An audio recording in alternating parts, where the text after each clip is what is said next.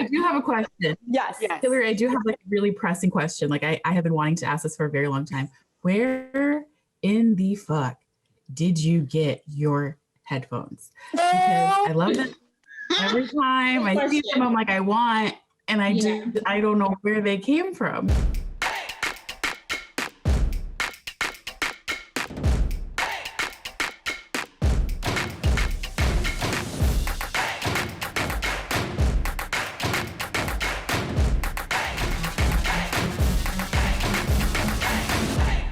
Welcome back, marketing nerds of the world. It's time for another episode of HAMYAW, and today we are joined by the amazing Allison Davis and Jordan Maney, and today we want to talk about the wedding industry. Both Margot and I are married people, so we have some things to say about it, but it's not nearly as interesting as what these two ladies have to share with us today. Obviously, there's been a little downtime in the COVID pandemic for them to explore what they really want to create in the industry, to disrupt, to take a look at the traditional structures of weddings and marriages in general, and how we want to transform what that looks like. Enough with the plantation weddings, people, but before we say another word, Margot, Allison, Jordan, how y'all doing today? Great. Pretty damn good here out in Texas. Margot, how are you? I'm sitting on the floor. So, again, we just moved. So like no desk has arrived because COVID, all the things. So, but I'm really excited for this conversation. We scheduled it a while ago, and to frame this for viewers, Jordan and I had been emailing. I said we are pen pals. And one night when I had a few minutes, I was like, oh, what's in her signature? And I'm like clicking through, and I found her Step Up pledge. And I'm like, I watched the whole thing, which if y'all have not seen it, go watch it right now. Link somewhere, we'll find it. And I was not just moved beyond, I was bawling, and I was rushing to every resource possible. And I immediately was like, Jordan, we're not just pen pals. Like, you have to be on the show. We have to talk more about this on a few levels, everything Hillary said, but also, the wedding industry was also something I felt really uncomfortable with and wanted nothing to do with, and went through my own like whole wedding trauma. And so when I saw Jordan speaking to the things that I was getting accused of being like, you're so sensitive, why do you care about these things? And watching her like give them validation and legs and foundation and just elevating them to the point of like, people pay fucking attention, I was thrilled. And so I was like, we have to talk more about this. I want to hear more about what you're doing. Why now? And I think we know why now, but like she's been doing it the whole way. And like, anyway, so that was sort of my introduction to Jordan, who then pulled in Allison. So maybe let's set this stage for people. You both are in the wedding industry where you were putting on events, and then COVID hit. What? Dun, dun, dun. Oh, that little thing. Right. Allison, do you want to jump? You should jump in, because I feel like you have a much better like story than I do when it comes to like the COVID of it all. I knew it was coming in February, March. I was in New York at the time, currently in Charlotte with family, and it was kind of like a murmur among my industry friends who were like, we should probably stock up on perishables and start like doomsday prepping. And I was like, I don't think it's going to be that bad, but we should be paying attention. And then I had a meeting with one of my couples that was supposed to get married this May. It was actually a cake tasting, one of the most fun meetings in the process. And we're eating cake, we're having coffee. It's really nice. And then the groom, who works in tech, was like, hey, so the professional conference that my company was hosting just canceled for the summer. So do you think that we should be concerned about having our wedding? And I was like, let's see how it goes. Because at that point it was like, we knew, but we didn't really know. And then things started falling apart very rapidly in early March, like the week after we had the cake tasting, and they picked the cake and they had their design set. Everything was like done for this wedding. And we had to make the call to move it to 21. And so I don't take on a lot of weddings. The company is not big. And I felt like I didn't want to run a wedding factory when I started, because I come from the world of full service catering, where it's like 5 events a week in the slow parts of the season. So I knew I wanted to like get to know my couples, know a lot about them, give them a lot of time and energy, make them feel like I was really accessible to them and not run myself into the ground. Because I didn't start my own business to work every day, every weekend of the year. And so me, and luckily my clients are very level-headed, very kind people. And I had conversations with all of them along the way. Like, look, I know this is messy. We're all going through it together. And it's okay to feel sad about having to change your wedding plans or move your wedding or cancel your wedding, whatever it is you decide to do. It's okay to feel sad. Obviously, there are larger things happening in the world, but that's always going to be true. And if you feel like you don't have an audience that's going to like respectfully listen to you complain about having to adjust something that's so important to you, you can always call me. So it was an interesting year of moving and changing and adapting and just having to get really real with my couples. But I appreciated the work that I'd done up to the point that COVID hit, because I was really set up to not drown. Because I have a lot of friends who moved 15, 20, 30 weddings into next year, people who had clients who were doing all different levels of services together. And so even though they weren't responsible for fully planning the wedding, they were only going to show up like 30 days prior, they were still working with couples to like renegotiate all of their agreements and maybe help them choose a new venue, and just going way beyond the scope of what they'd originally signed on for. But we get so attached to our clients, we don't want to leave anybody hanging. So it was hard. But yeah, it's been an interesting summer just trying to figure out how to like stay afloat, but also stay relevant, but not be insensitive, because there was definitely a period over the summer where it started to get bad everywhere. And it felt really weird to just be posting like old wedding photos from the year prior, being like, we love flowers. Like it just didn't feel right. Yeah. So Yeah, 100%. So it's definitely been a challenge, but luckily I'm starting to feel and see optimism for the future. Couples are coming through for late 21, 22 even, which looks great from where we stand. Post-vaccine, yes. Yes, we're all getting vaccinated. We're all getting vaccinated, girl. Yeah, right. But yeah, yeah, I'm just going to walk around with my sleeve rolled up just in case for the next few months. Yeah, bring it on. Just stab me with it. I don't care. My mom was like, we're just going to go stand outside the hospital and see if we can get one. And I'm like, that's not how it works. But okay. It's been a weird summer, but luckily I feel like we're kind of seeing the dimmest of light at the end of the tunnel. Yeah. For sure. Absolutely. My story was like much more like, Allison is so graceful and poised, and I feel like Animal from the Muppets most of the time. Yeah. Relatable. So I had one of my couples come down, and they're based in College Station area, which is relative to whoever's listening, not that far from San Texas native. Thank you. And so they came in and they were like, look, this COVID thing, like we really need to have a conversation about it. And I was like, oh, I think we'll be fine. Everything's gonna be all right. But like, let's make a plan just in case, and we'll have like a date where we'll call it. You know, if it's getting real bad, we'll call, well, that date was in April.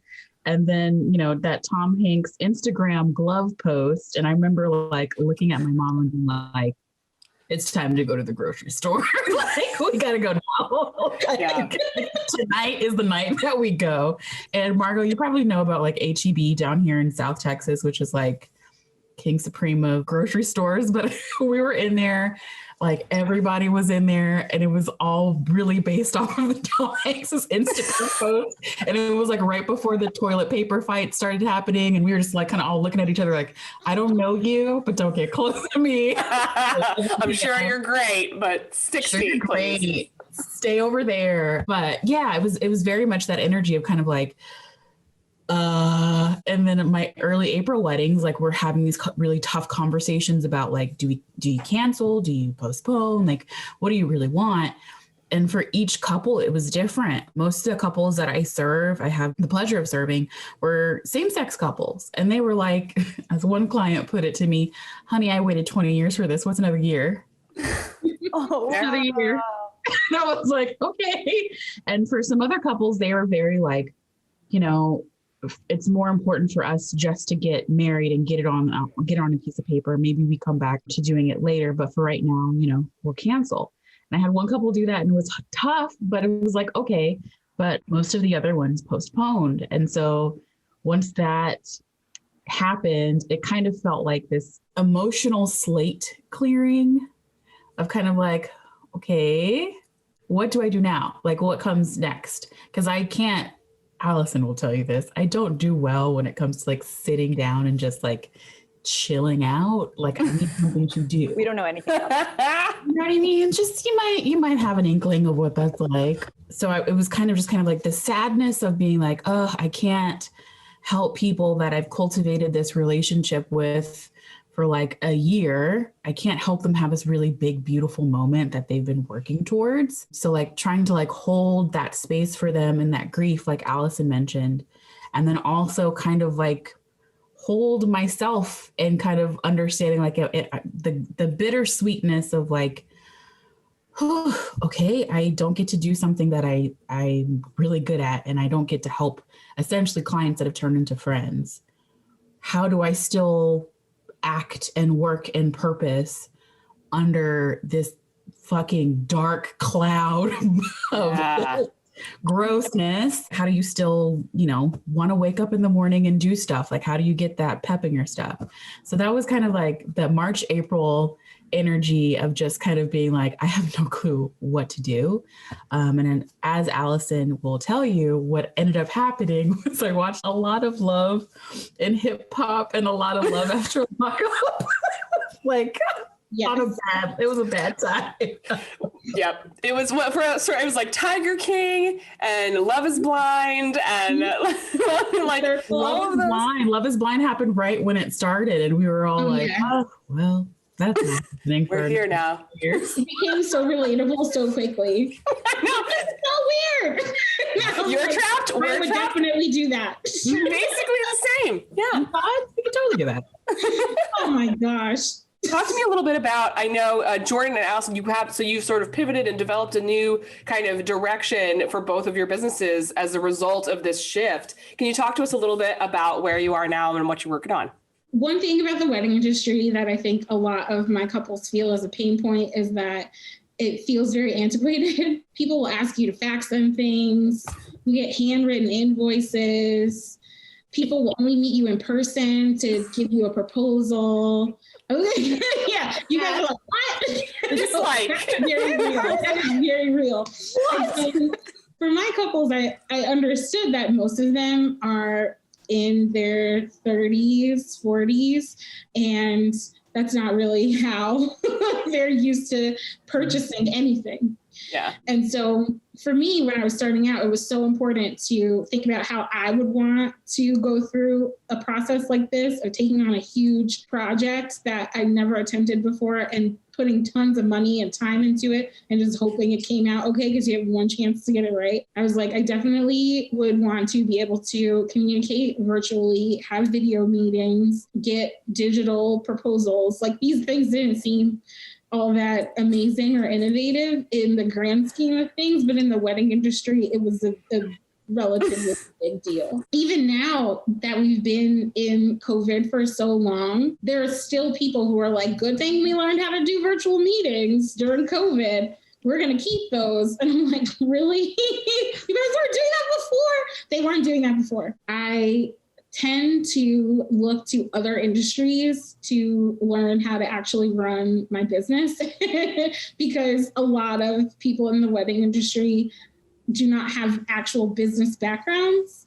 It's a lot of people who plan their own wedding and then started a wedding planning company, or people who have only ever worked at Jordan. I'm trying to be good. I'm on my best behavior. I'm sorry. Don't be. No, please say it. Do it. Worst behavior. Bring it on. People who never worked in corporate backgrounds before, people who started their business 20 years ago and it's always run the same way. And so, Jordan. Ooh, you're preaching now, Allison. You are preaching. Yeah. So, yeah, I tend to look to other industries because I feel like I just learn a lot more and I learn it faster when I'm looking outside of the wedding industry. and not getting wedding industry specific advice. If somebody doesn't know how to plan a wedding, doesn't mean they can't tell me how to run my business. So true. So I knew for a long time I needed to start an email list. Didn't know what I was going to write about. Finally started an email list and started popping off immediately. Sign up for my email list. It's really fun. And it's not about wedding stuff completely. We'll include the link down there. Yes, link down there. I knew that I needed to create something that wasn't just for people who were planning weddings, because you're planning a wedding for a very short period of time.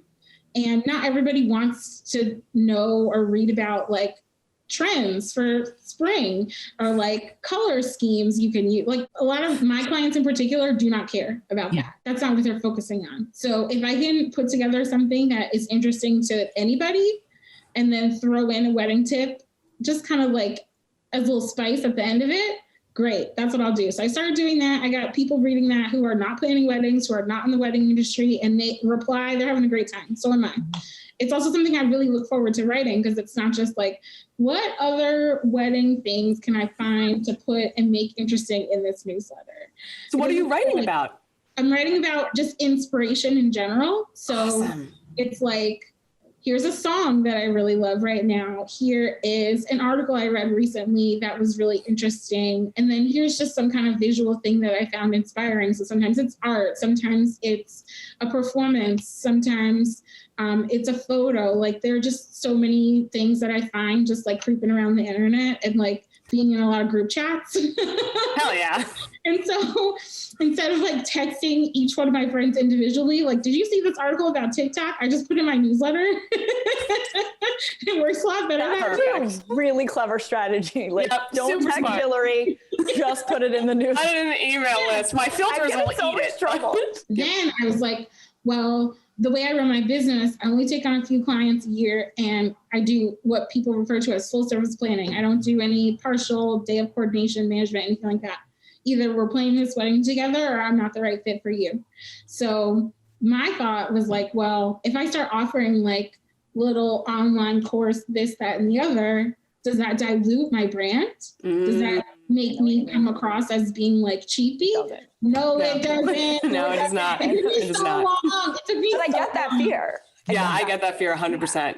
What's the membership about? So I'm still working on it. Hopefully by the time this comes out, it's going to be like a whole thing with its own. You're accountable now. This is me putting it out into the universe. It's going to get done. And so it will be done. You can link to it below. It'll be a thing. It's going to be probably like branching off from the newsletter. So, hey, maybe you're enjoying these single wedding tips that come in every other week. How about you join the membership where I talk about weddings all the time? Mm-hmm. And I send you like a guide to the timeline of like when you should be doing certain things in the wedding planning process. I send you a list or a database of all my favorite pros who I already have vetted for inclusivity. I send you like an accountability email every couple weeks or whatever it is. That's like, hey, did you do those things you were supposed to do? Do the things, do them. I have a bunch of ideas around it. And I feel like that's an easy way for people to kind of get in at the ground floor.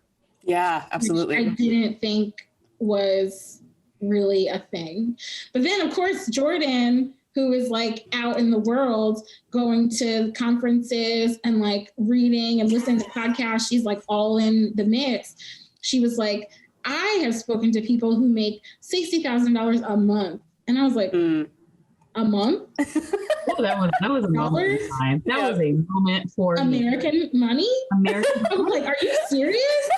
Not Monopoly. Yeah, they have these digital offers, these products. They have this like whole world of offerings, and it's people who do all this weird stuff. Like there's one lady who has a llama farm to teach people how to run llama farms. I was like, Love the internet. I love the internet. I didn't know that was possible. I feel like I have had several points in the timeline of running a business where the ceiling that I thought existed got completely destroyed. Like, I didn't realize that I could charge more than $10,000 to plan somebody's wedding. Mm-hmm.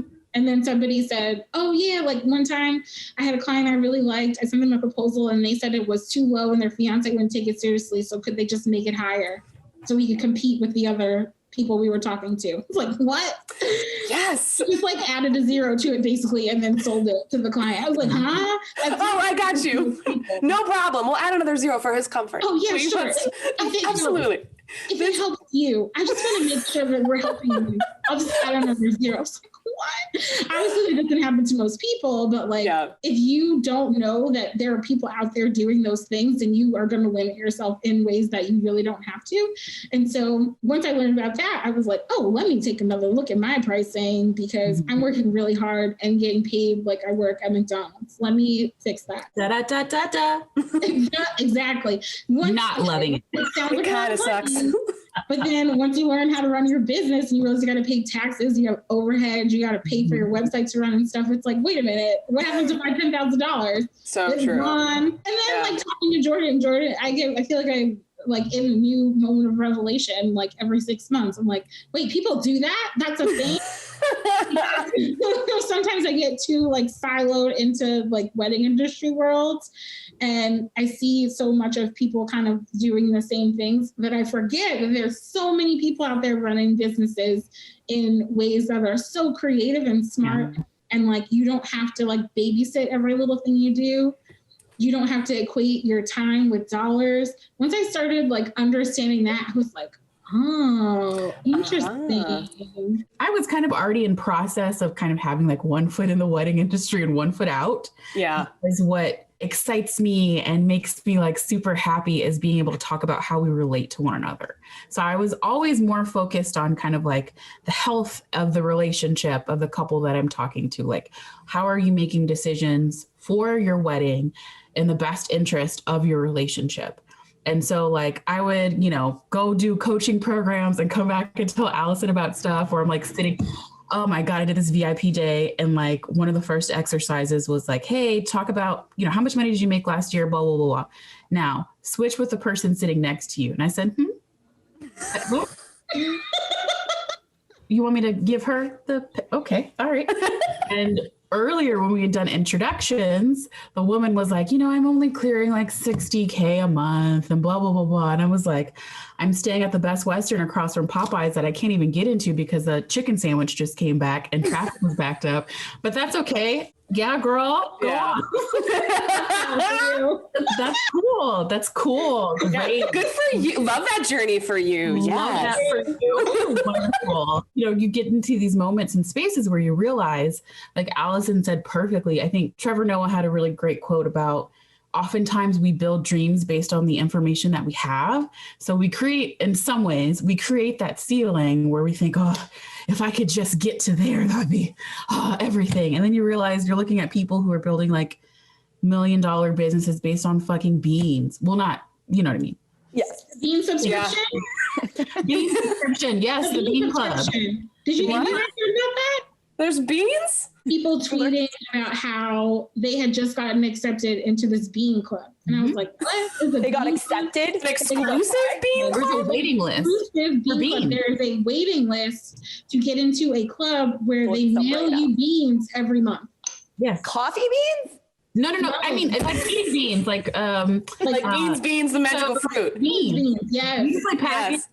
They look gorgeous. Beautiful packaging. People want beans. They want those damn I beans. do love beans. Desperate for the beans. It's the Texan in you. You Got that bean thirst. I wanted to share real quick that I thought I heard something crazy where I heard this lady sold not one, but two 25K packages around how to raise giraffes in zoos. Huh? Like how In to. zoos? It's so nice talking to y'all. I have to go figure out giraffes real quick. Yeah, exactly. I was like, I'm in the wrong industry. This is wild. But I want to get on the wait list. How long is the wait list for the Bean Club? It is long. It's long. Like It they is were very like long. people on Twitter were freaking out. It was like the unicorn peanut butter story. Yeah, the TikTok People were peanut like, butter. I haven't gotten my peanut. Like all of that to say, I'm on the advisory board for my local women's business center. Mainly women of color coming in talking about like, oh my gosh, if I could just get to making like 50K in my business a year, like that would be a dream. And then you see stories like that. And I don't put those in contrast to say one is more deserving than the other. But again, a lot of times like the narrative that we build or like how we do business is based off of the information that we have at the time. Mhm. And if like the concept of how high you can go and how far you can go has been like limited by white supremacy, patriarchy, fun shit like that. Yeah. I get to think like, if I just get to this one point, and other people are like, man, I'm gonna sell beans. Y'all want some beans? Yeah, seriously. Turns out, yes, we do. Only Everybody wants some that. people though. Only some people. Yeah. Limited quantity of beans. Limited edition beans. Yeah, like it's a great example. A lot of the things that we think are out of reach are really not. It's just a matter of like kind of shifting your mindset. But yeah, I really was more and am more fascinated about how we relate to each other. Like, how can we create equitable relationships in an antiquated industry like the wedding industry, where like weddings were about contracts and property and patriarchy, and how to equate a woman, usually in a, you know, as a straight couples example, equating a woman's worth and value to like who she was getting married to. And so like a lot of times you have this anxiety, you know, I hate calling it bridezilla because it's really just anxiety, where like you are putting this pressure on a woman. And again, I'm just using this in a straight presenting couples idea, putting this pressure on a woman, because like, if the ring isn't big enough, what does that say about your value? If the wedding isn't grand enough, what does that say about your value? If everybody isn't absolutely ecstatic and happy, what does that say about your value? So it becomes less about like the dream and more about performance. And that always fascinated me, because it's like, shouldn't it be about like the nexus of all of it should be the relationship, and then we build something out of this beautiful wedding, right? It shouldn't start with like the wedding, and then I'm like, but what about your marriage? My what? I'm sorry. You know? And I think that's where Allison and I kind of met and became biz besties, which is kind of like this wedding industry. We love her, but also, girl, Yeah. There's work to be done. Get it together, get inclusive, get a better understanding of what people actually want and what people are actually trying to build. I think y'all talked about disruption earlier, and how like that's something, I don't even think disruption is the right word for the wedding industry. I think reckoning is, because it has to change. Right. I've done those weddings before I started my business where the couple didn't want anything to do with each other, but this is what their parents wanted. So let's give them that. Right. Yep. Let's just give them that, you know, and then you're miserable. You spent money on a day that you absolutely don't remember, you don't care about, you don't think about fondly. And really, as one of my beautiful couples said this, when you send those invitations out to your wedding, you're inviting people into the rest of your life, right? And so we don't think of weddings in that context. We still think of it in the context of performance, in the context of proving value, in the context of, I'm going to put on this grand day and people are going to really care about me. I'm going to put on this grand day and people are going to finally see me and be impressed by me, right? But it's not like I'm giving them the opportunity to come into my relationship. I'm giving them the opportunity to come in and see like what I'm trying to build. And so I think we kind of both came from like that disruptive space. I think you come from that space of just kind of like, how do we shake up an industry that is so consumed by like this really archaic structure of relationship, this really archaic patriarchal structure of how you celebrate? And how do we bring in, as ironic as this is about to sound, how do we bring love into that? What? Right? I have a few questions, because like my reaction to all of this, it was to opt out. Yeah. I was like, I can't with all of this. And I was probably one of those people that was like, Mom, have your wedding, because I'll have the marriage. I mean, little things, I don't believe little things are little, but I was being accused of that. I mean, the fights people would have on like Mr. and Mrs.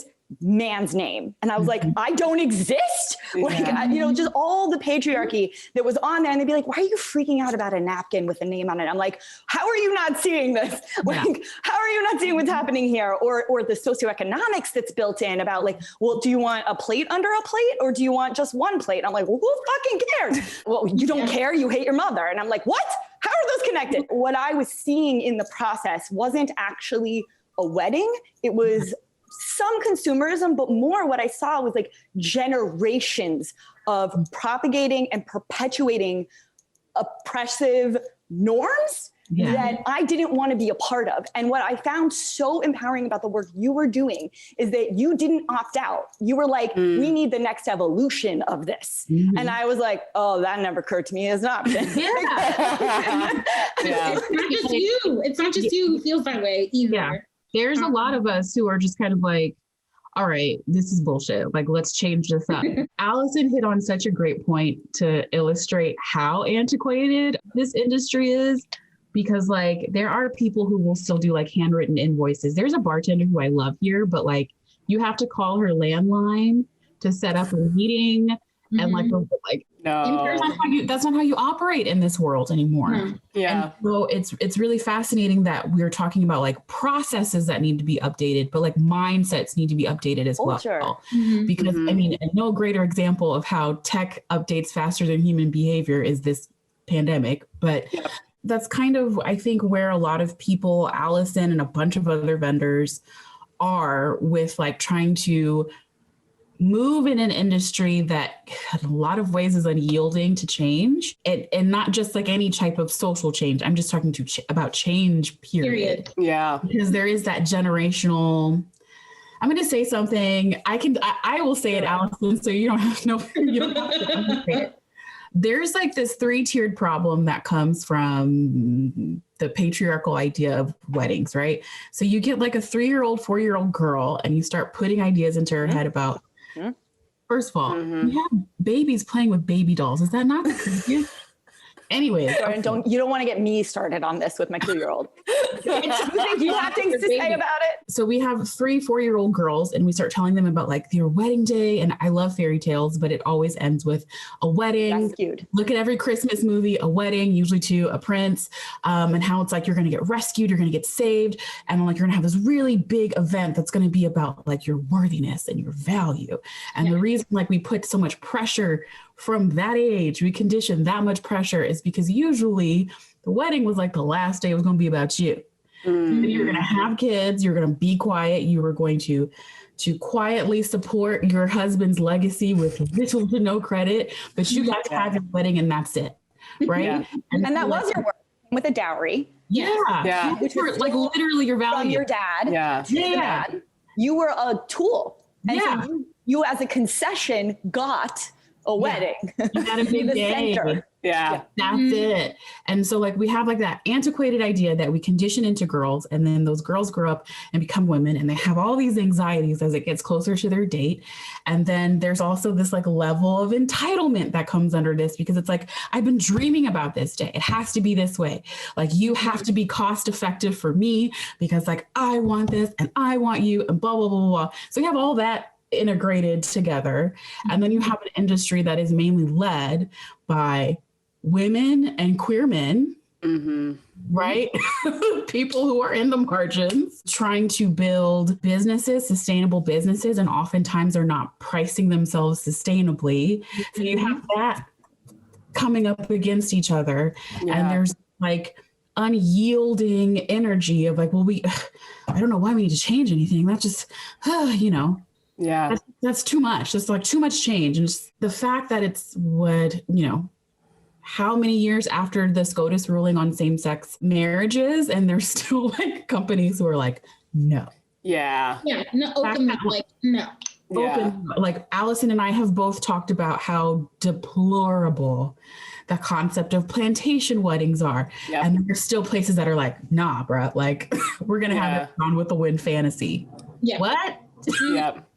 So there's so much of that mindset of being unyielding and unwilling and just like stuck and not wanting to change around weddings, because then it would force you to have to think about how political they actually are.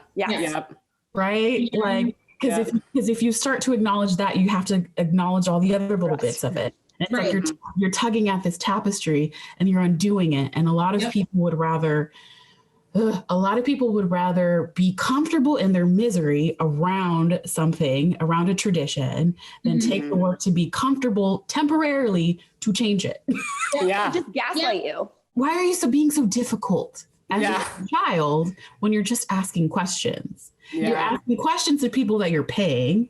You're asking questions to people that you are like asking to participate and get like a free meal out of it, right? I was like, why are you being so difficult?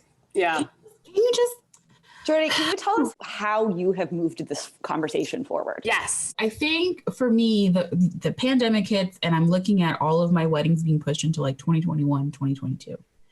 And I'm just like, well, mama needs to make money. But more importantly, I felt this moment of like, mama needs to be in purpose, right? I need to feel that level of fulfillment. And it can't just be anything like willy-nilly. And so what I realized was all of the advocating that I had been doing on behalf of like, let's change the wedding industry.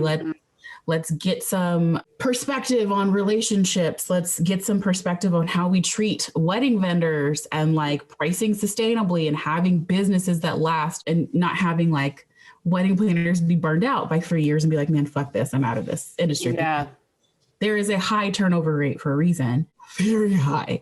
Yeah. And so in June, where it felt like you have the pressure of this pandemic, you have the pressure of a Breonna Taylor, it was Brianna, Ahmad, it was like a bunch of people. It felt like one after the other, after the other, after the other, after the other, and George. And if you're Black, you are used to that quiet collective mourning where you are pretending like everything is okay to ease the emotional energy of other people. But secretly inside, you're like, could have been me, could have been my dad, could have been my best friend, could have been, go down the line.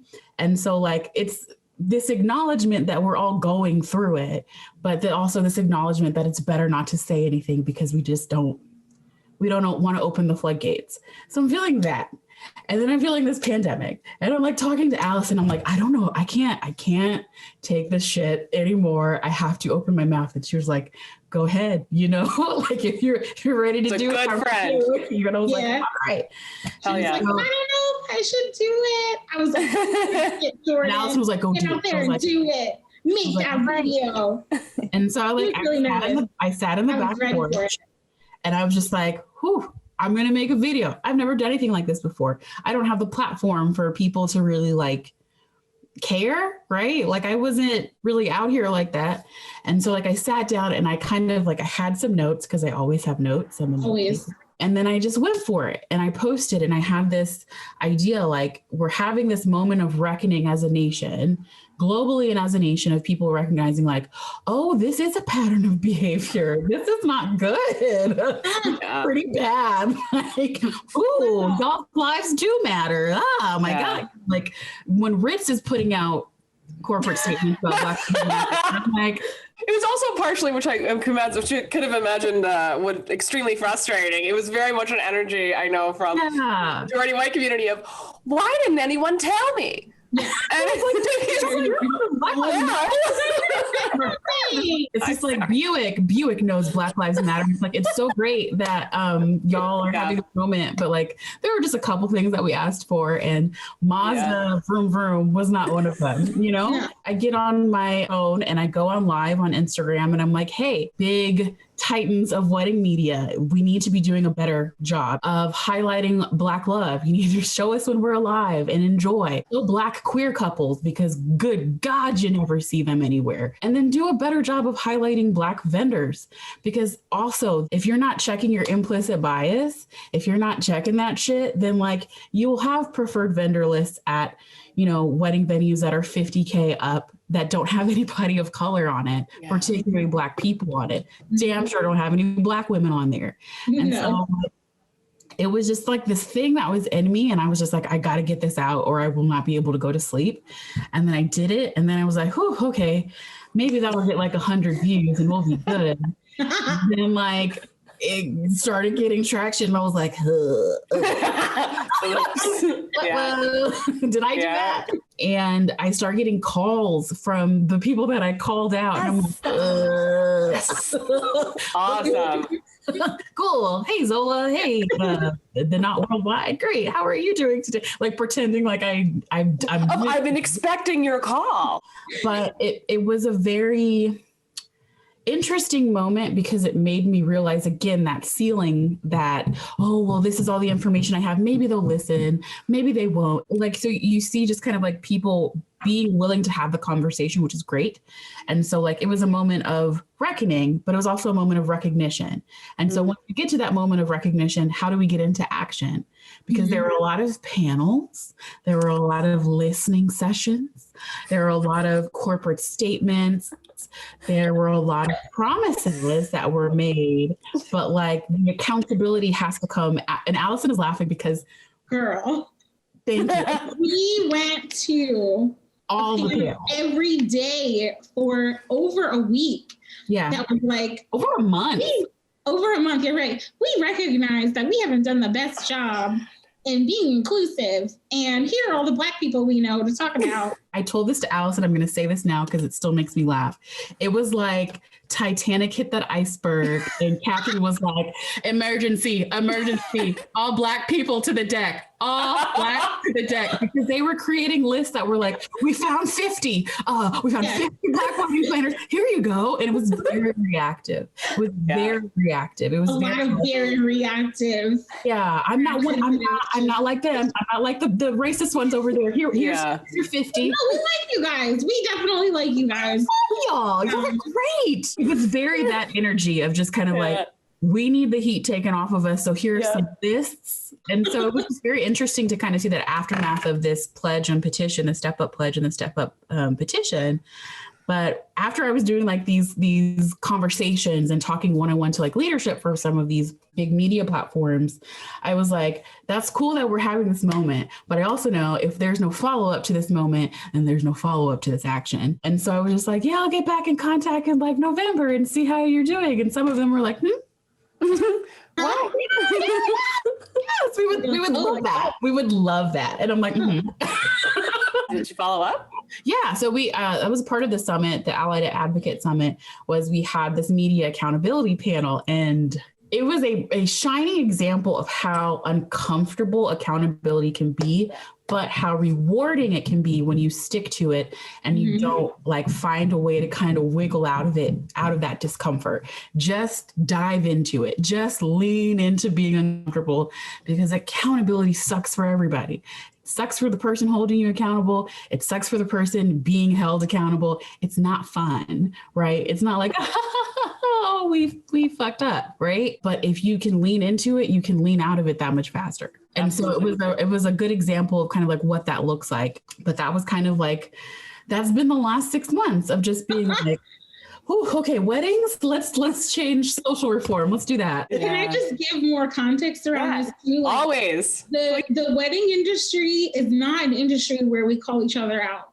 There's no criticism of anyone in the wedding industry, because there's a lot of concern about stepping on toes, being like excommunicated from certain circles, pissing off the wrong person who has too many connections and can blackball you. And so there is really not really old school, hardly ever any calls for accountability in the wedding industry, because people are afraid. And so for Jordan to put herself out there the way that she did was really, really brave, because even though a lot of conversations like this one we're having right now happen kind of in quiet, behind the scenes in people's group chats, they do not happen publicly. They do not ever happen publicly. Yeah. And so when she came out and said that, of course, like dozens and dozens, hundreds of people were like, I'm glad you said something, because I was thinking the same thing, because we're all thinking it, but no one will say it. Yeah. No one will say it. Nobody comes out and says, this was weird. This was awkward. You guys did that wrong. You guys put the same thing out every year and it sucks. Like nobody's saying those things. Whereas in other industries, there are real criticisms that push people to get better. We don't have that. And I think that's also part of the reason why the industry tends to stagnate, because there's no one who is willing to stand up and say, hey, you need to do better. You need to do better. You need to do better. I recognize that you're doing the best you can, but here's where you're falling short. We have no space for that in our industry. Doesn't it profit off of the traditionalism that it promotes? Yes, absolutely. So the thing that I tell everybody, wedding industry or not, client or not, like weddings don't require all of the things that you think of when you think about weddings. If you want to get married, you need a partner, you need somebody who can marry you, you need a witness, and you need a marriage license to sign, you need a pen. Like that's all you really need. For you to be in a position where you need a wedding planner, chances are you are doing a lot more than that. You're already in a space where you're doing something that is at a luxury level. You're planning an event for several people. That is a luxury. And so you need somebody to help you put all those pieces together. You are requiring a luxury service. That's not something that everybody is doing. That's also not something that everybody is entitled to. That's not how any luxury service works. And so, yes, there's definitely a huge segment of our industry that is profiting off of people wanting to do the same traditional things that they've always thought of doing, that they've always seen in media. But I really think that there's also space for planners like me and like Jordan, who are like, we want to work with people who are very focused on making sure that their people have a great time, that it's memorable, that it's personal. It's not about like, my wedding has to be better than my sister's. My wedding has to have the most beautiful flowers anyone's ever seen. My wedding has to be the biggest, I have to have the biggest band that anybody's ever put on a stage. Like those are things I've heard people say, and those people are not my clients. Yeah. And also you have to ask the question of like, what is so important about impressing people? Right. To impress people with your wedding. There's one thing to like have your style, have it be beautifully presented, have your aesthetic in there, right? And entertain people. Yeah, but then it's just kind of like, what are you really trying to accomplish? Because if it's impressing people, then the question becomes, why? Right. Yeah. What are you overcompensating for here? Like you're getting married to someone, first of all, you found love in this fucking rock that's in the middle of space. In a hopeless like, place. you know, like you're doing all of that. And like you find somebody that wants to like do that for the rest of their natural lives. That's beautiful. That absolutely deserves to be celebrated. Like, why would you need to put in any other dynamic of like, oh, why? But it has to be like worthy. It already is. You are. So I would argue that you're putting a lot of assumptions in right there. Like it assumes someone found love. It assumes someone found partnership and wasn't just chasing like the approval of their parents or getting married because it was quote time. Yeah. That's always the strangest thing I hear from friends who are like, well, it's about time. And I'm like, for what? For misery to like sign up to hate yourself? Like quiet self-denial and self-loathing. That's how we got here in the first place, y'all. I think what is so powerful to me about the work that is being called out here is that the wedding industry is so clearly not about the wedding industry, and that it is the thread in a bigger tapestry. And when you start to pull on it, the whole facade comes down. And I can see why it's so challenging. I mean, it's why it's such a trigger point for me as well, because like if people want to talk about weddings, I have to put on my fake face because I'm like, are we talking about weddings? Are we talking about like your approval needing and like you're judging me? So now sorry for texting you every day about my wedding. we should actually talk about Hillary because she's taught me a lot about like what you guys have talked about. She personified. I had never seen that modeled before. So to your point on transparency, like by the time I got married, I had been to 35 weddings. I'm not even kidding. So like I was a seasoned vet, and I just looked at my husband. I was like, I want to elope, and we were both like, we couldn't go there. That's not about me. The point is transparency. When you were saying about like, there's a small piece here that you don't realize there's more. I think that's what's so powerful about what you're doing. Like, I didn't even know we could go here. And it's so nice to watch you pull that thread. I don't hope it tumbles down. I do. I hope it burns down. But I hope that what comes from the reckoning is honest conversations is piece one. I think we need awareness. I get that. I think that's important. I think that's work that we can do behind the scenes. And then there's just the following through of action and what that looks like that you've mentioned. I don't know what it looks like when you're not in the industry, like what it would look like for me who's not getting married, but like, because other than the flow of money, but it needs to be had. And the fact that y'all are at the forefront here and having this conversation, like, I have to tell you, I was just like, I watched that video and I just bowed down. Carry on, just carry on. How can we facilitate? We often mirror in our own lives what gets modeled to us. So if it's always been 35 weddings, Jesus. Oh my gosh. I don't even think I know 35 married couples at this point. So much. But when you see the same thing over and over again, it's like a thought becomes a belief because it gets repeated. Yes. Yeah. You know what I mean? So like things are getting solidified and you don't even know that. You're absorbing things about like how a wedding is supposed to be and how a marriage is supposed to be and how things are supposed to be done based on how often like they get repeated. So it's like, oh, everybody's miserable at their wedding. I guess that's just kind of what I have to do.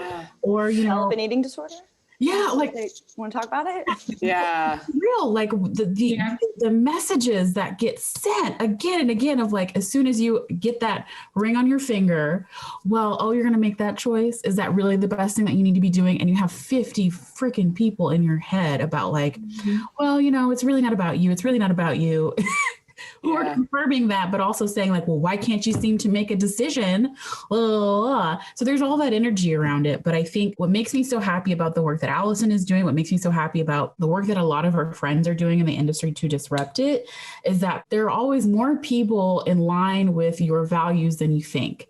And so to see that there are more and more couples who are like, no, I want to do it this way. You know, I want to have fun. Sure, I might want to drop a check on here, want to drop some money on this thing, but it's going to be what I want because I'm bringing people into our relationship. I'm bringing people into the next chapter of our lives together. It's a commencement in a way, right? Like you're saying goodbye to the old, you're saying hello to the new. And it's not about carrying on this generational understanding of how it has to be done because the generation before did it. That's kind of like our generation in general. How can we honor ourselves in this? If we're going to do something, it needs to have some tie to our value. It needs to have some tie to who we are as people and who we're trying to become. And so if you want to have a wedding that's officiated by a drag queen and it's going to make some people uncomfortable, fuck them. Maybe that's not part of coming into your life. If you want to have a wedding where you do some witchy shit in the woods, great. Like whatever it is. If you want to have a wedding that's like a 6-day carnival with like a Ferris wheel and that's one of my friend's dreams. I have it in a script. Awesome. Go off and do it. If you want the ballroom wedding where it's just like very like Southern cotillion, do it. Whatever it is that you want as a couple to actually get accomplished, to actually invite people into, beautiful, go do it. But the notion that it has to be done in a specific way in order to make other people happy at the expense of your own happiness, no marriage should start that way. I wanted to jump in there while Jordan, you were talking about like how people can like change it up and make it their own. I think one of the toughest things that we bump up against in the wedding industry is the idea that it's a binary, like either your wedding is super duper traditional and stuffy and very like ballroom classic, or it's like all the way off the rails, like people barely realize that it's a wedding, totally just madness. And there is not a lot of kind of in between space. And then there are like assumptions that if you don't want to have a super traditional wedding, you want to be fully DIY and you just want to like have a picnic in the park and be done with it. But there's so much in between. There's so many cool things going on. There's so many planners, designers, just all kinds of people in this industry who are doing really cool stuff that has elements of tradition, but also kind of like turns things upside down. And they're not DIY weddings. They're still really lavish, beautiful celebrations, but they don't feel like stuffy and non-personal. And so taking up that like in between space is tough too, because a lot of people, whether they realize it or not, are either thinking, okay, either I want the wedding planner who's going to give me that like classic blush pink wedding, or I'm the wedding planner that's going to give me a rave. And there's nothing in between, but that's not necessarily the case. I go to a rave wedding, shoot. It would be pretty fun. I would too. That sounds like a blast. And I think that what's so beautiful about the steps you ladies have taken in the pandemic when business was sort of down is, Jordan, you focused on like inclusivity and equity and trading relationships. And I see you have these beautiful programs. One of them is called white people rehab, which I particularly love. With your membership, you're working on creating a space where you can actually like share the joy that you have in the wedding and the wedding planning process and how cool things can be and articles and ideas that people never would have thought of. So even if they can't afford to hire you, you can come in and just enjoy the wedding process and make it your own. And I know in your case, Jordan, you're moving a little bit away from the weddings, and I'd love to talk about that in a second. But for you, it's about the relationships as well. Like, how do you deepen those relationships? How do you create equity in your marriage and also your interpersonal relationships? And I think that both of you have really kind of burrowed deeper into what sparks the love you have for the industry and using it in other ways. In Allison's case, the creativity of it, the cool stuff that you can do, like imagining the possibilities. And in your case, how can we bring in more togetherness? How can we see each other more? How can we plan not just for, this beautiful event, but also a beautiful life together? And in your case, beautiful friendships too, and outside of just romantic relationships. And from the sound of what you're sharing with me as well, it's more about like encouraging people to think deeper about what you want in your life and your wedding. How do you want to bring that creativity out? And I just think that's beautiful that both of the ways that you two are coming at that. Yeah. And as a planner, I think a lot of times my couples are just looking for somebody who is an expert to give them the go ahead to dump certain traditions altogether. Or to reimagine them, to create new ones. Most of the things that happen at so-called traditional weddings, you don't have to do them. Yeah. So if you and your partner are looking at, I don't know, like having, yes, if you're looking at having your wedding party and having women on one side and men on the other side, you don't have to do that.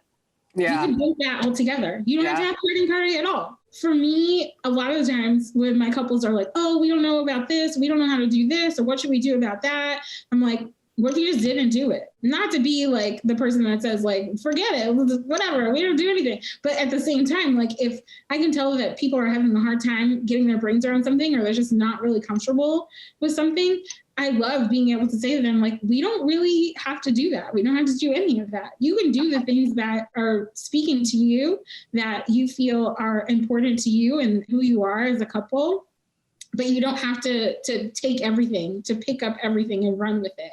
I think that's one of the best parts about what I do, is having those conversations with people who are like hardcore feminist, progressive people who suddenly get into the wedding planning process and they're like, oh my God, like my dad has to walk me down the aisle and give me away. That's so weird, but I guess that's just what you do, right? And I'm like, no, not necessarily. You're gonna do that. Forget it. What you want. Yeah. And they're like, really? I don't have to do that? Thank God. I'm like, yeah, no, you really don't have to do that. I promise. And if anybody has anything to say about it, it literally doesn't matter.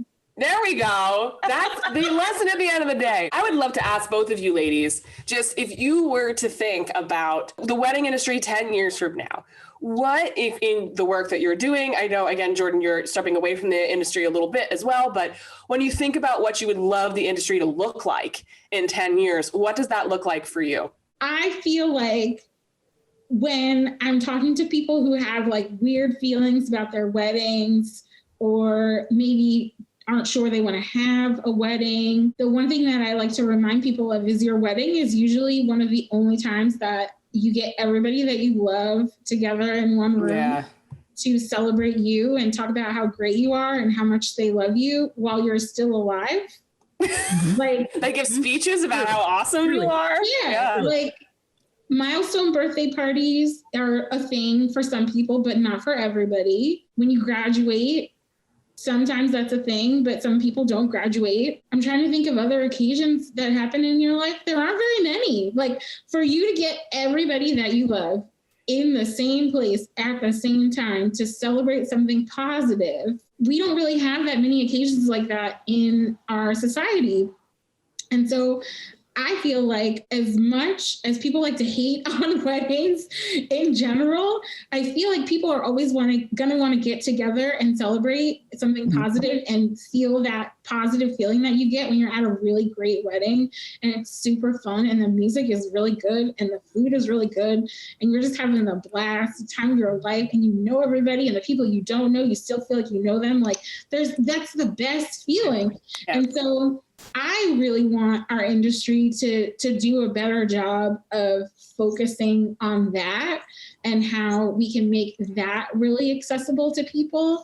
And we can remind people that this is about doing something that's really special and gathering in a positive way, and just do a better job of showing people that there's more than one way to do it, and there's more than one type of couple that is doing it, that's experiencing it. We just have to do a better job. And so I hope that 10 years from now, we're kind of bringing more people into this circle, and we're focusing more on how to be great hosts and have awesome parties, and less on the Pantone color of the year.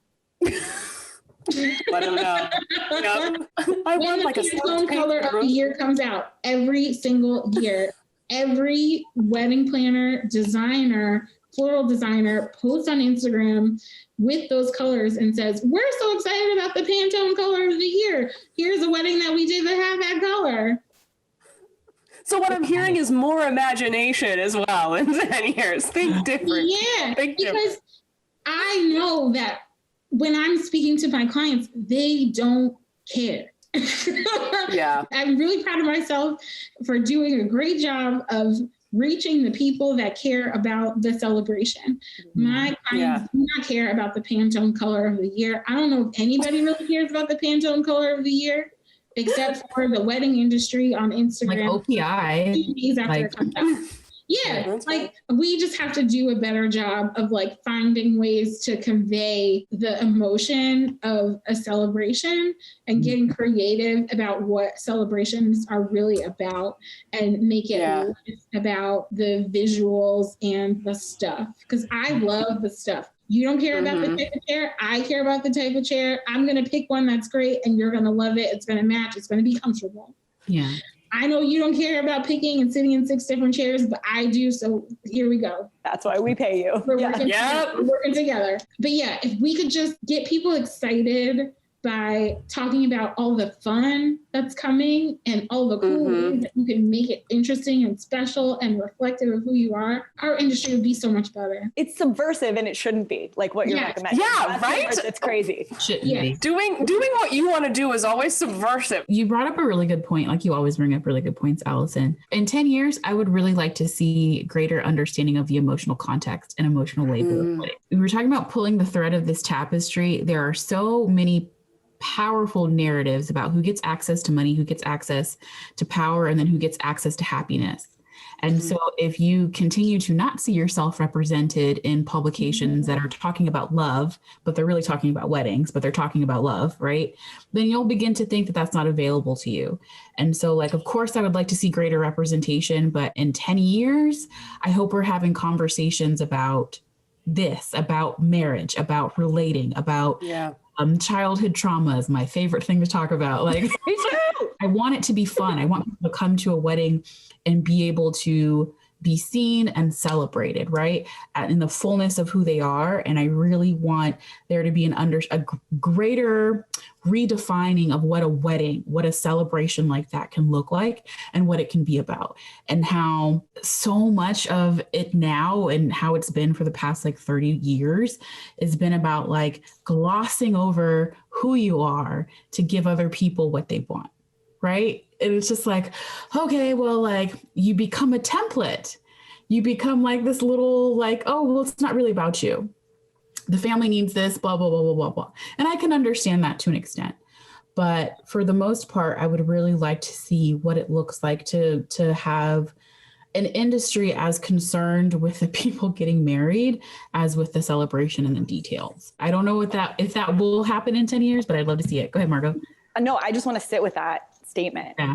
That was really powerful of like, I hope there's an industry that cares about the people getting married as much as the wedding. Because that is the tapestry, right? We're seeing people enter into relationships that they either don't want to be in or kicking them off on a leg of, how did you say it? Glossing over who you are to give others what they want. I mean, that is the root of narcissism. That's the root of entitlement, because you feel invisible. I mean, this is the martyrdom complex that afflicts so many women, that gets taken out on their children and their children's children. And like, it goes, right. It goes. And so like, this is the starting point, or probably the middle point. It started before, but like, I love this idea of thinking deeper and calling things out. I was struck, Jordan, when you said that you were doing like coaching classes. And at first I was like, wait, and then it makes so much sense to me as I like pause to think about it, because so much of what you do, and it clicked when Allison said something about giving permission and being one of the first people that says, oh, you can opt out. Like, you don't have to do that. Like,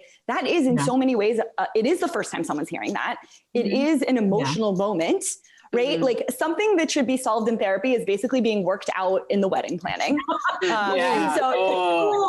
You just something right there. Oh my God. And so, no, but even what you're describing, like, I'm thinking of all of the discomfort I've had in having these conversations. And y'all know, like, I will have conversations, but with my friends, I realized that we weren't talking about the same thing. They'd ask about colors and they'd think I was judging them when I would challenge them. And I'm like, I'm not judging you. I'm just asking you to think deeper, or asking why this fucking matters. And so it became a source of like cantankerous contention, where people didn't want to talk to me about their weddings because they thought I was on a high horse, or they thought that I would hate them because they wanted something traditional, where I'm like, I don't give a shit what you want. I just want you to be honest and like truthful and be who you are. And I'm on your team. And I think what you guys are showing is that like, that's a role planners can play. And they have actually a powerful position in the market that has been diminished and dismissed as like, let me pick you some flowers. Like, flowers are not about flowers, right? Like, it's about so much more. Oh my God, preaching. Yes. I'm hearing it in what you're saying. And I think also the shame work, like eradicating a lot of that shame. I've heard also arguments on the other side. A few of our same-sex couple friends have showed me like the traditional things that you hate, like I'm fighting for them. And I'm like, oh, I gotta sit with that for a second. Like, so there's so many ways to parse out this conversation that I think really, really matter. I want to end on a note to share with you guys something a friend said to me. I got, how did she say it? So a woman met my husband and was like, oh, tell your wife she can call me and we'll talk all about childcare stuff. And he told me, saying it was like a sweet thing. Yeah, that face, that's the face I had. and he told it to me being like, oh, she wants to get to know you. And I was like, like raging. And I called one of my friends. I was like, why am I like having this reaction? Like, this woman was just being nice, very Southern, very traditional. And I like couldn't get over this. And I was like, I hate mom groups. And she looked at me, and this is the corollary to weddings. She goes, you don't hate mom groups. You don't hate moms. You hate misogyny. And I was like, oh, that's it. And that's what I feel like is happening with weddings in the way that you're talking about them. It's like, we don't hate weddings. We don't, it's not the consumerism. Well, that's part of it, but like we hate oppression. We hate racism. We hate misogyny. We hate patriarchy. We hate white supremacy. Like these are the things we're fighting. And the wedding is like the iceberg, the tip. No, the thing that's fascinating about that though is when you have a conversation with somebody and you start off the jump, and it's why I've pivoted in the direction that I've pivoted, because that was the realization for me. It was never about weddings. Of course, I'm good at it. I'm great at it. I can plan the fuck out of somebody's wedding. I love it. But what lights me up is how we relate to each other. And if we're going to have this conversation about equity, what needs to shift in how we relate to one another? And so like the first layer of that has been when you approach somebody and you're like, hey, how you doing? You doing good? Let's talk about white supremacy. Most people will just like dissolve into the ether. That's not how you approach that type of conversation. But when you look at it from the conversation that you just had about like, to assume I can't talk to the father about child care, but I'll talk to the mom, right? Yeah. I don't need to bother you. I'm sure you're busy, but let me talk to you know what I mean? Like that, those contexts of how these systems get put into everything. So when you hear people say, not everything is about race, and I'm like, in a nation where it was based off that, it is. It is. Yeah. It kind of is. Yep. You know, so like what I wanted to gender do, or gender or all of the things, all of the identities, right? Yeah. And so what I really wanted to do, and what I've been fascinated by, and what I was doing before I even came into the wedding industry, was understanding how we relate to one another and how all of these systems come into play in every dynamic, in every fucking dynamic that we have with each other. So like, if you can have that instance of like, oh shit, this is patriarchy at play in a one-off conversation. If you can get people to kind of like take a step back, especially with white people rehab, take a step back, ditch shame, ditch guilt, because they're just forms of procrastination. Guilt is just a really fancy wrapped up form of procrastination. Like, oh, I feel so bad, so I'm not going to do anything. I'm so ashamed, so I'm just like not gonna, I'm just gonna be ashamed. What a waste of time. What a great waste of time. But, just getting people to understand, like, okay, let's break it down. Let's look at how you have related to other people who are passerbys, people who have played significant roles in your relationship, but understand how that comes into play so that you're able to manage it, right? Versus just kind of like, oh, I don't want to think deeper. I'm just going to gloss over those things and pretend that they're not in action when they absolutely are. And so that's always just been really important to me to understand, like, how do we relate to one another under the context of white supremacy? How do we relate to one another under the context of patriarchy? And it's not until you have those types of interactions with people and you have these touch points that you really get to see shit that's in your subconscious that you didn't even know was there. Yeah, so true. Right? That implicit stuff that just like pops up and you're like, whoa, where did that come from? I don't feel like I harbor those types of beliefs. And you don't know what you harbor until you unpack it. You don't know what's there until you look at it. So anytime people are like, we're not going to change anything. I don't want to be disruptive. I'm just going to do it the way it's always been done. Unless you can challenge a thing, you can't change a thing. You can't change what's not challenged. You can't change what's not unpacked. You can't change what you don't put a light on. To assume that like if you just ignore it, it'll go away. That's what happens with mold. Mold grows in damp, dark places. You know what I mean? Like if you just leave it over there, it'll be fine. No, it's just going to grow. And so this concept of like, we need to get it together. We need to understand how we relate to one another, not just in the context of our romantic relationships, but before we even get there, right? How do we interact with each other based off of business? Like having conversations with white business owners and hearing them come to these realizations of like, oh, fuck, I didn't realize my preferred vendor list was all white. I was just like going off of these things. And it's just like being that toothless 4-year-old asking, why? Why? Why? And like, it's annoying, but it gets you to that. It's not annoying. It's inconvenient for people to do work. There we go. Inconvenient. And so like, you get to that place of being like, oh, that's where that came from. Oh, that's where that came from. So I really feel like it's just a matter of getting people to recognize on one end with white people rehab, like the places where that bias, I just love saying the name. It's just good. I'm so prepared. I'm so prepared for comments like on IG to be like terrible. And for me to just respond with like, thank you for validating the name. So like, on one hand, like understanding like where that is, like unearth that monster, unearth that thing, that inheritance that like you haven't fully recognized, unearth that, look at it, challenge it, change it. And on the other side of the equation for like women of color, particularly Black women, understanding all the impositions and all the limitations. So when we dream, we create these like really tiny little dreams down here because we think, oh, it'll never. But like on my maternal side of family, I'm 4 generations removed from enslavement.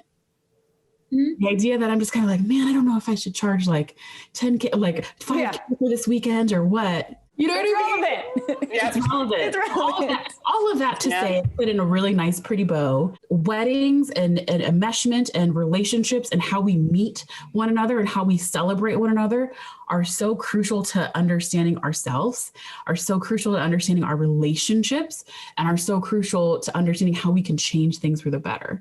And so like, I'm really excited just because I feel like this year was the year like I cracked myself open, and a lot of us had to crack ourselves open.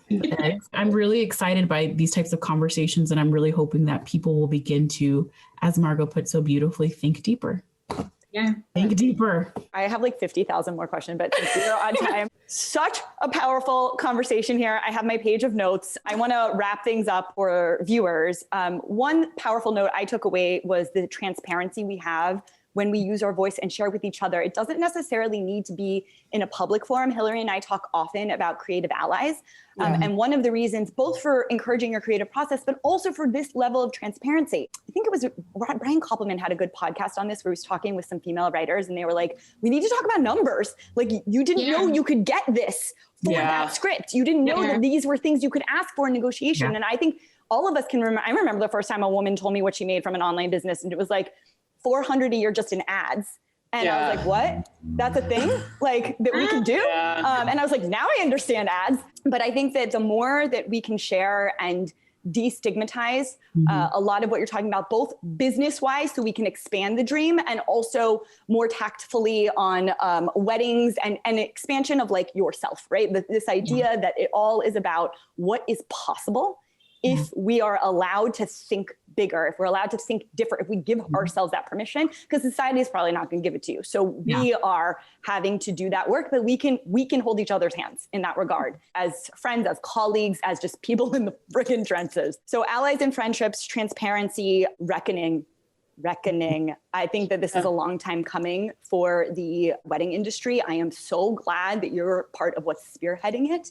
I think the work that you're doing is so powerful, so important. And I said this to Jordan already, but like, I'm just so sorry I didn't meet her when I was planning mine. And Allison, you too. Like the way the thoughtfulness at which you are choosing your clients. I mean, it's a masterclass, y'all, in how to build a business that serves your life and serves the world. Like, just amazing. The last thing I will add is I think the work that y'all are doing is deeply personal, both to your clients and to yourselves. You are doing the work. It's a Trojan horse, right? Because like on the surface, you're doing performance, right? You're doing superficiality things that's actually about so much more. And I just love what you had to say about that focus on the bigger picture of wanting to celebrate life, to celebrate love, for appreciating life and love and all that it has to offer, and recognizing the way in which that operates within systems that we do need to dismantle and challenge and question and evolve. But the manner in which you're doing it with such grace, it's a gift to the world. And I, for one, am thrilled that you were on our show and that you're sharing this work and that you are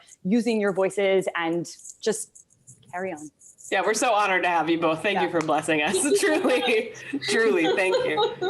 So for everyone who's watching, if you liked this episode, please like it below, subscribe to our channel, and leave a comment. We want to know your wedding stories. What did you learn from your wedding? When did you realize it's actually therapy? Where were you performing? Where were you not? Tell us where maybe you challenged norms or were terrified not to, and where you played small, and if that's self-corrected or not. We'd love to hear it. Allison and Jordan will invite you to comment as well. As always, this has been Hillary and Margot Yell at Websites. I'm Margot Aaron. And I'm Hillary Weiss. And we have with us Allison Davis. Maney. Yeah. All right. Jordan, thank you so much for being here. We'll see you in 2 weeks. Bye for now, guys.